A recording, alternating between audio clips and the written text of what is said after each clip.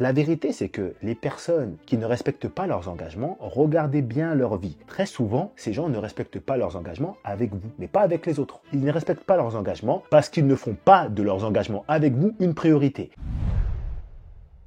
L'année 2023 est en train de se terminer tranquillement et que ton bilan soit plutôt positif ou plutôt négatif, il y a une chose dont je suis sûr et certain, c'est qu'il y a 3 types de personnes qui doivent sortir de ta vie pour l'année 2024. Ces gens doivent sortir. Ces personnes te font plus de mal que de bien dans ton quotidien et tu ne t'en rends peut-être pas compte. Donc dans cet épisode, je vais te parler de 3 profils que tu dois sortir de ta vie dès maintenant et reste bien jusqu'à la fin parce que le 3e profil de personne est le plus dangereux et il y a de très fortes chances pour que tu en aies une dans ta vie sans t'en rendre compte. On démarre tout de suite.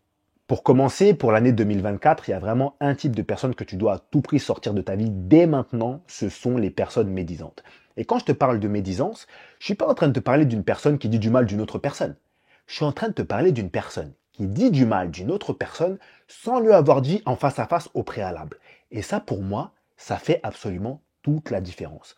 En ce qui me concerne, si tu dis du mal de moi à une autre personne, ça ne me dérange pas si tu me l'as déjà dit en avance. Tu m'as déjà dit le truc, donc pour moi, j'ai aucun souci. Mais si lorsque tu me croises, tu me sors des grands discours, ouais frérot, c'est comment ça dit quoi, la famille, les projets, etc., etc. Mais dès que je tourne le dos, tu parles sur moi à une autre personne et tu critiques, tu casses du sucre sur mon dos, t'es le premier des faux culs. Et pour moi, la vraie médisance, c'est ça. Il y a énormément de personnes qui sont comme ça, tu en as peut-être dans ton entourage, et si tu traînes et tu continues à t'associer avec ces personnes-là, tu es en train de devenir une personne médisante sans t'en rendre compte. En fait, être avec des personnes médisantes dans son quotidien te fait développer un sentiment de supériorité. Ça veut dire que tu vas passer ton temps à critiquer les gens, tu vas passer ton temps à voir le mal chez les gens et à ne plus voir ce qu'ils font de bien. Et petit à petit, tu ne seras que dans des conversations de gossip extérieur. Critiquer les gens sur leur physique, critiquer les gens sur leur tenue, critiquer les gens sur leur coiffure, sur leurs projets, sur leur couple, sans te rendre compte que toi-même, tu n'es pas une personne parfaite et qu'il y a des choses à revoir dans ta vie. Mais le vrai souci, c'est qu'étant donné que c'est très facile de dire du mal des gens, plus tu en dis, moins tu as envie de dire du mal de toi. Forcément, c'est un exercice très difficile de dire du mal de soi et pour beaucoup de personnes, d'arriver à accepter qu'elles ne font pas tout bien. Et quand on est dans ce mode d'état d'esprit, ce qui se passe, c'est que tout ce qui nous arrive dans notre vie est de la faute d'un élément extérieur. C'est pour ça qu'il y a certaines personnes, vous les entendez parler, absolument tout ce qui leur arrive dans leur vie n'est pas de leur faute. C'est toujours de la faute du manager, toujours de la faute de la femme qui les a mal regardés, toujours de la faute de ce gars-là qui leur a mal parlé, toujours de la faute de leurs ex, mais elles n'ont jamais rien fait, ces personnes-là. Est-ce que tu comprends ce que je veux dire?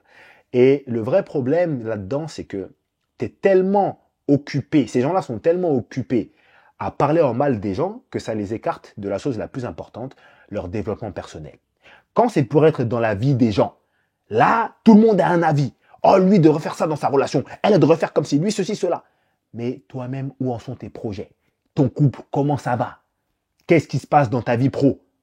Ah, là, ça commence à devenir bizarre. Et puis, il y a une chose que tu dois absolument garder en tête, c'est que lorsque tu traînes avec des personnes qui passent leur temps à critiquer les autres, lorsque vous vous réunissez dans l'unique but de critiquer les autres, sache que lorsque tu n'es pas là, c'est ta fête. Ces personnes te font.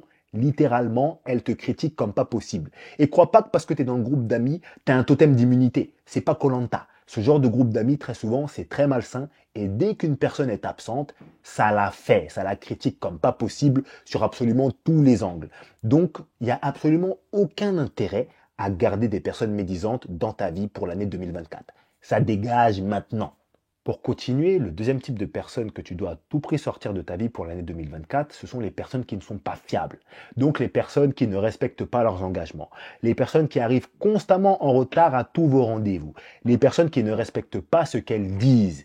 Clairement, vous êtes là, dans un groupe d'amis, vous avez un projet. Il est prévu que vous rameniez chacun 400 € pour le projet vendredi. Tout le monde a validé. Arrivé vendredi, tout le monde ramène l'argent, sauf cette personne. Ça, ce n'est plus possible. Vous ne pouvez pas subir ça au quotidien. Et la vérité, c'est que les personnes qui ne respectent pas leurs engagements, regardez bien leur vie. Très souvent, ces gens ne respectent pas leurs engagements avec vous, mais pas avec les autres. Ils ne respectent pas leurs engagements parce qu'ils ne font pas de leurs engagements avec vous une priorité. Parce que ces gens-là ne sont pas constamment en retard au travail. Ces gens-là ne rendent pas l'argent qu'ils vous doivent, mais vont dépenser l'argent qu'ils ont en question pour acheter des chaussures, pour acheter des manteaux, je sais pas quoi, parce qu'acheter des vêtements, c'est toujours tendance, hein, c'est cool, c'est sympa, c'est bien beau. Mais lorsqu'il s'agit de rendre l'argent ou d'amener l'argent pour un projet comme ce qui était convenu, eh bien là, elles sont absentes. Vous allez vous rendre compte de tout ça. Et toi, tu n'as pas à subir ça. Si tu n'es pas une priorité pour cette personne, qu'est-ce que cette personne fout dans ta vie? Pose-toi la bonne question. Et puis tu sais, je voudrais te faire une petite aparté par rapport à ça. Pour moi, la première marque de respect que tu peux faire à une personne, c'est tout simplement le fait d'arriver à l'heure à tes rendez-vous avec cette personne, tout simplement. Et souvent, on entend des personnes dire, oui, pour moi, la chose la plus importante dans une relation, c'est le respect. Moi, je veux être respecté, etc., etc. C'est bien beau. Mais souvent, dans ces personnes-là, il y en a qui arrivent en retard à répétition à tous leurs rendez-vous. Et ça peut arriver à tout le monde d'arriver en retard par-ci, par-là, de temps à autre. Moi, le premier. Mais quand tu arrives en retard à tous les rendez-vous avec une même personne, je suis désolé, tu ne respectes pas cette personne. Ça ne sert à rien de chercher des excuses par rapport à ça. On a rendez-vous à 14 heures. Sache que moi, si on a rendez-vous à 14 heures, tout est préparé depuis la veille. Ça veut dire que la veille, j'ai réfléchi à aller m'entraîner peut-être à 7 heures au lieu de m'entraîner à 10 heures parce que à ce moment-là, je sais très bien que j'aurai plus de temps pour me préparer après, je risque de ne pas arriver en retard, il y aura peut-être moins de bouchons, je vais aller faire des courses avant plutôt que de les faire après, etc., etc. Tout est planifié. Et il y a certaines personnes qui se permettent malgré ça de dire « Ouais, moi, j'arrive en retard. Ouais, mais c'est comme ça. » Et non, comme c'est comme ça, va faire comme ça avec les autres. Ça dégage. 2024, on veut plus de gens comme ça dans nos vies. Ça dégage sur le côté. Je vais continuer avec le troisième type de personne que tu dois vraiment sortir de ta vie. Et sur ce point-là, je t'invite vraiment à prêter très attention. Il faut bien que tu retiennes que si dans ta vie, il y a des gens qui vont toujours dans ton sens, ce sont les personnes les plus dangereuses de ta vie. Tu leur racontes une histoire dans ta relation amoureuse, elles vont dans ton sens. Un problème que tu as au travail, elles vont dans ton sens. Un problème que tu as eu dans ta famille ou avec d'autres amis, elles vont dans ton sens. Sur absolument 100% de ce que je leur raconte, ces personnes sont les plus dangereuses de ta vie. Parce que cette personne ne t'aide pas à évoluer. On ne peut pas être d'accord à 100% sur absolument tous les domaines avec une personne. Ou alors c'est extrêmement rare. Mais on a tellement de différences entre nous les êtres humains que c'est quasiment impossible.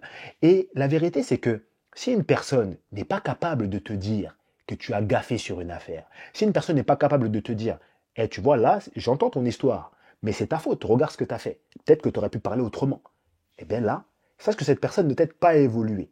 Parce qu'évoluer, c'est pas constamment être caressé dans le sens du poil ou qu'on nous fasse que du bien, absolument. Non, on évolue dans la contradiction. On évolue quand on nous corrige. Tu vois, quand tu allais à l'école, tu avais la correction. Et quand tu avais la correction, tu lisais la correction. Pour ceux qui lisaient, hein, il y en a plein qui ne lisaient pas. Moi, je disais rien du tout. Eh bien, dans la correction, tu avais l'explication de pourquoi est-ce que tu avais gaffé. Dans certaines matières, en tout cas. Mais si maintenant, il n'y a personne pour te corriger, si tes amis ne le font pas, comment t'évolues? T'évolues pas.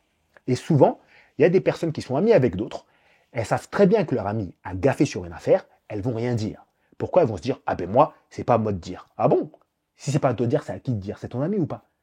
Être ami avec une personne, être proche d'une personne, ce n'est pas que pour les divertissements. C'est pas que pour s'amuser, que pour parler sur les autres, que pour les gossips, que pour les sorties, les bringues, etc., etc. C'est aussi pour aider une autre personne à évoluer. Ton ami gaffe sur une affaire, dis-lui. Non, là, t'as vu, t'as merdé. Non, faut dire la vérité, t'as chié. Maintenant, si cet ami le prend mal, là, si une autre histoire. À partir du moment où cet ami prend mal les choses que tu lui dis pour l'aider et pour qu'elle puisse s'améliorer dans sa vie, là, tu ne dis plus rien. Parce que tu vois qu'en fait, c'est pas productif. Mais tu peux pas rester là, comme ça, entouré de personnes qui vont constamment dans ton sens, travailler avec des gens qui vont toujours dans ton sens. Tu sais, je vais te donner un exemple très concret. Sur Internet, dans le milieu des relations amoureuses, par exemple, il y a énormément de coachs qui disent très clairement prendre le parti des femmes. Et donc, ces coachs-là vont parler de façon positive et valorisante des femmes, ils vont vraiment les complimenter, parler de tout ce qu'elles font de bien, etc., etc. Mais dès que ça va parler de choses négatives, de choses à améliorer, de critiques, eh ben, tout ça sera du côté des hommes. Et ça, pour moi, c'est un truc de fou. Parce que sur le coup, certes, ça va faire du bien à ces femmes-là. Elles sont valorisées, elles sont complimentées, elles sont mises en avant. On parle mal des personnes du sexe opposé, c'est génial. Mais est-ce que ce genre de contenu aide les femmes à avancer? Eh bien, selon moi, non. Parce que pour avancer dans la vie, il faut de la remise en question. Et la remise en question, elle vient quand on te met en face de toi les choses que tu peux améliorer. Mais quand on est toujours en train de te brosser dans le sens du poil, quand on est toujours en train de te dire, franchement, vous savez, les femmes, c'est des princesses, c'est des déesses, vous pouvez pas vous comporter comme ça, les mecs, ils vous comprennent pas, c'est de leur faute. Quand tu es toujours en train de dire ça aux gens, est-ce que tu penses que tu aides les gens? Non, tu n'aides pas les gens. Et tout ça, c'est pour te dire que même dans le milieu professionnel, tu ne peux pas décider de travailler avec une personne qui va toujours dans ton sens. Parce qu'en fait, cette personne ne va faire que confirmer ce que tu as envie de croire sur toi-même. La majorité des personnes veulent être brossées et caressées dans le sens du poil, ce qui est normal, c'est humain. Donc si en plus de ça, lorsque tu es censé te rapprocher d'une personne qui est censée t'aider dans tes relations, tu vas te rapprocher d'une personne qui va te brosser dans le sens du poil comme ça va te faire du bien sur le coup, mais ça va faire l'effet d'un bonbon. Les bonbons, c'est bon tout de suite, mais ça nourrit pas. Et bien, tu auras exactement la même chose. Donc dans tous les domaines, les gens qui sont toujours dans ton sens, qui ne vont jamais t'apporter de la contradiction dans la vie, sont des personnes à fuir. Maintenant que je t'ai présenté ces 3 types de personnes que tu dois, selon moi, sortir de ta vie, il y a peut-être une question qui reste en suspens pour toi, c'est on fait quoi? Comment est-ce qu'on procède? Parce que c'est bien beau de savoir pourquoi est-ce que ces personnes sont dangereuses, qu'est-ce qu'elles peuvent t'apporter de négatif, mais comment est-ce qu'on fait pour les sortir de sa vie? C'est ce que je vais t'expliquer là maintenant tout de suite. Mais il y a un truc qu'il faut que tu gardes en tête, c'est que tu peux savoir, avant même de t'engager sérieusement dans une relation amoureuse avec une personne, si cette personne sera un problème pour toi dans ta vie. Si cette personne fait partie des 3 types de personnes à éviter que je viens de te présenter. Et pour ça, je t'invite à regarder dans la description. Il y a ma liste de 15 red flags à surveiller chez un homme. Il y a ma liste de 7 questions à poser chez un homme pour ne pas faire d'erreur. Et il y a la love list qui est utile pour absolument tous les sexes, toutes les relations, qui peut t'aider à te rendre compte, est-ce que la personne que tu as en face de toi voit la vie et les relations amoureuses de la même façon que toi pour savoir est-ce que vous êtes fait pour être ensemble ou non. C'est des ressources qui sont totalement gratuites. C'est vraiment dans les 3 premiers liens en description. Donc n'hésite pas si tu veux en savoir plus là-dessus en ce qui concerne tes relations amoureuses. Bon, revenons-en à nos moutons. La question la plus importante, c'est on fait quoi avec ces personnes qui sont déjà présentes dans nos vies? Eh bien, c'est très simple. Tu as 2 façons de faire.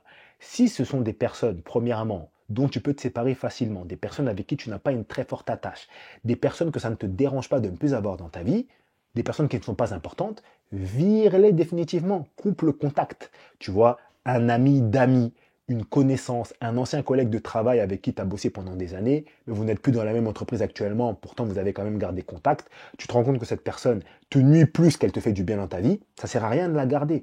T'arrêtes juste de communiquer avec elle, et puis c'est tout. Maintenant, il faut que ce soit simple à faire, il ne faut pas que ça t'handicape, et puis surtout, il faut que tu aies envie de le faire. Je ne suis pas en train de te dire qu'il faut te séparer de tout le monde dans ta vie. Maintenant, peut-être que dans ta famille, dans tes amis proches, il y a des personnes qui sont médisantes. Il y a des personnes qui ne respectent pas leurs engagements. Il y a des personnes qui vont toujours dans ton sens et dont tu n'as pas envie de te séparer définitivement, ce qui est normal. Eh bien, ne te sépare pas de ces personnes définitivement. Mais par contre, tu n'es pas obligé de tout partager avec ces personnes. Et c'est ça qu'il faut garder en tête.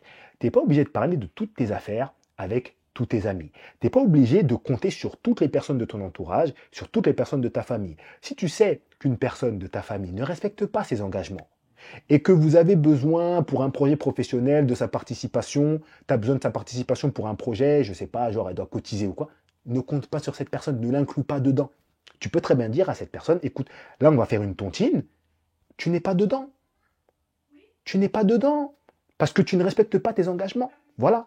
Et c'est pas pour autant que cette personne ne fait plus partie de ta vie.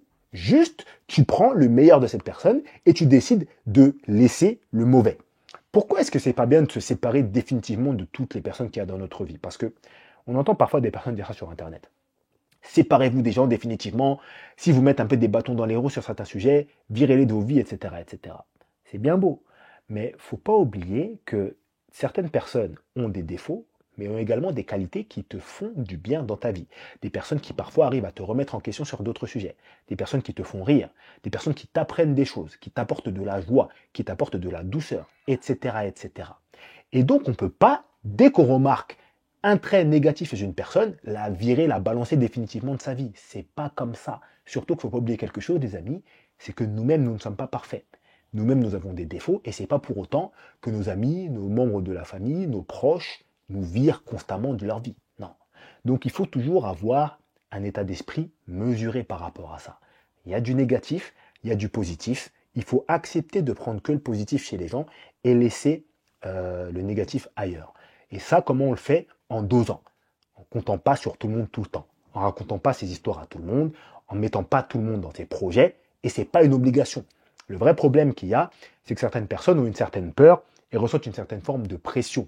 Genre, ouais, mais si je ne l'inclus pas dans le projet, il va mal le prendre. Ouais, mais écoute, s'il le prend mal, alors que c'est lui qui arrive toujours en retard au rendez-vous, alors que c'est lui qui donne jamais l'argent dans les temps, alors que c'est lui qui ne respecte pas ses engagements, c'est son problème au bout d'un moment. On ne peut pas non plus tout avoir dans la vie. On ne peut pas avoir le beurre, l'argent du beurre, la crémière et tout. Toi, tu as juste à faire ce qui est juste pour toi et ce qui est le mieux pour votre relation à vous deux. Et le mieux, c'est très souvent de l'équilibre. C'est très rarement des choses extrêmes qui font notre vie, c'est très souvent des choses équilibrées qui nous permettent de nous sentir mieux. Maintenant, pour se dire la vérité, il y a quand même une situation qui est bien plus problématique que toutes les autres. C'est lorsque tu te retrouves en couple avec une personne comme ça, qui te fait plus de mal que de bien dans ta vie et dont tu n'arrives pas à te détacher. Si tu te retrouves dans cette situation, j'ai tourné un épisode qui s'appelle Comment se détacher d'une personne définitivement. L'épisode s'affiche sur l'écran juste là, tu as juste à cliquer dessus pour le regarder. Et si tu es sur une plateforme de podcast, tu as juste à rechercher l'épisode numéro 24 sur le podcast Relation imparfaite, tu vas forcément le trouver.